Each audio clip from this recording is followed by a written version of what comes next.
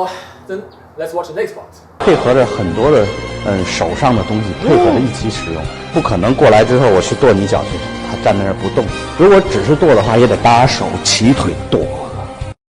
So in this part, he tried to qualify the foot stomp by explaining how he would actually set it up, and then so basically doing something like a guy standing like this. So he's saying, I'm doing this. I'm gonna touch his face, and when he's occupied, I'm gonna come up here, kick him, and then step on his foot. So it's like 1, 2, 3, 4. And he said, because you can't just come up to a guy and step on his foot, which is correct. You can't just do that. People are not dumb. But can his technique actually work?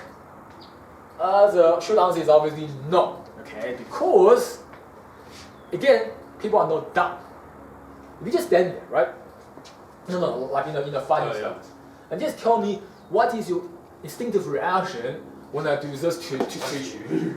Is fight back. Now, and struggle. If this stopped here, what was your reaction if I kick you there? Okay, now let's say I just kick you. Yeah. What would be your instinctive reaction then? Retract. Exactly. How are you going to step on the foot after the kick? The guy had to be down and stand there and not moving. And he's standing there, allowing me to do 4 action. Right? Stand here. Yeah. Is 1, 2, 3, 4. Who is going to let you do 4 movements before taking a step? No one. Okay? Back in the old days, when martial artists did side stance, maybe because of the immovable stance, there's a chance to step on their toe. But even then, I would argue that if somebody comes this close, they're going to either retreat or they're going to try to do a punch or something back. They're not going to let you do 4 moves while stationary on the stance. But step on somebody's toe could have worked back in those days. Not in the way he represented it, but it could work because when in a lower side stance, your motion is not as active. So I could so break your punch and step on your toe. Maybe, okay? But the way he described it, it doesn't work, okay? And also, right, I have this big problem with this interpretation of stomping your foot and stepping on somebody's toe. Now, I don't deny that there are going to be times where you can accidentally step on somebody's toe. Right? I've had it in sparring and fighting before, where we're fighting, and by accident, I'm going to happen to step on his toe, and then I'm going to do my punches or whatever. But it's accidents. You're not supposed to be gunning for somebody's toe, because if you are, you're not paying attention to what's happening up here, and the guy can knock you out. And if you say I'm going to have peripheral vision, yes, but you rather use that peripheral vision for something better. If I can step on his toe, I'll probably do a ball kick, which is better, right? If I have peripheral vision, I see a weakness. Instead of doing this, I can just do that. Yeah. Why would I want to step on his toe? It's not that profitable if you compare to other things you could do in this place. And also, I will go a step further and argue that these stomping are not to stomp on toes at all. Obviously, there's a debate in this, and I can't have definitive proof to say that I'm right and he's wrong. But here is the thing, right?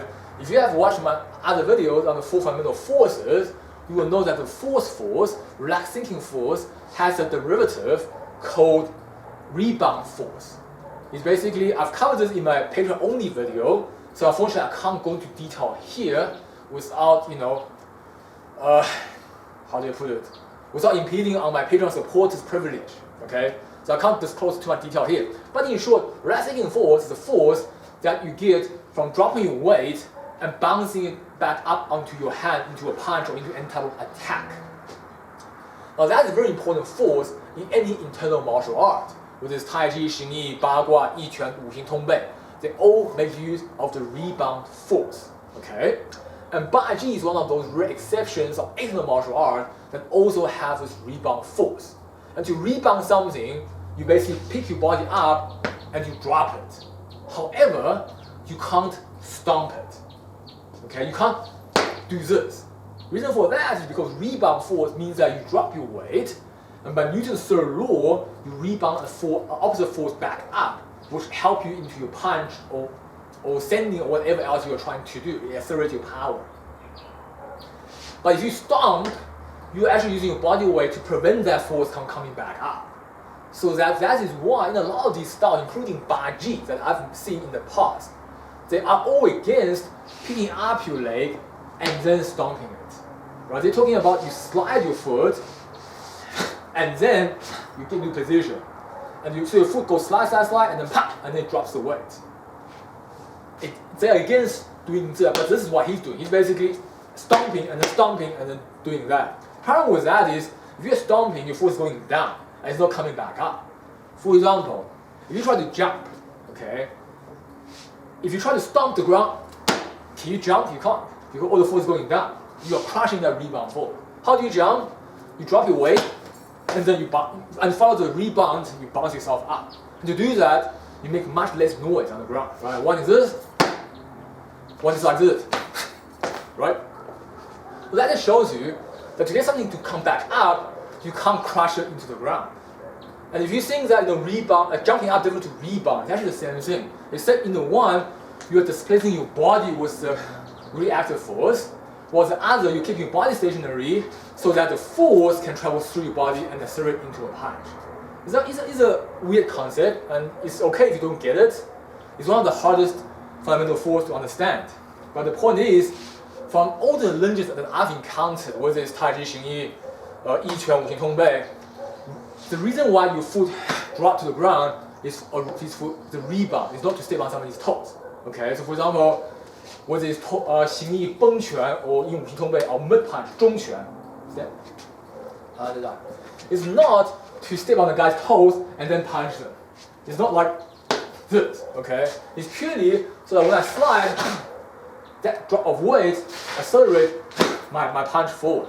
That's the only reason you do that. You're not trying to step on somebody's toes. In other words, in Baji, if I'm doing this, I'm not trying to step on his toes and then elbow him.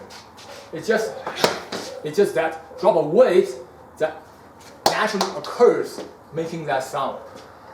So that is my interpretation on why these styles stomp their foot, or rather they don't even just stomping their foot, they're just dropping their weight.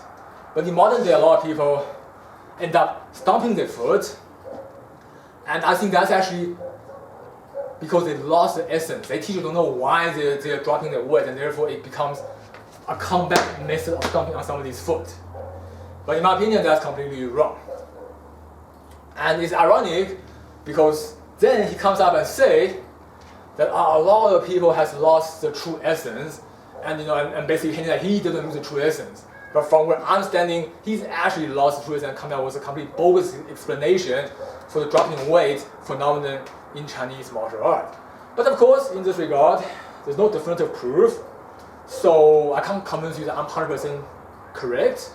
But you can also always use your logic to see which one makes more sense. You got anything, your take on this? Do you think it's like dropping away or stomping somebody's foot? Well, it will be quite impractical, to be honest.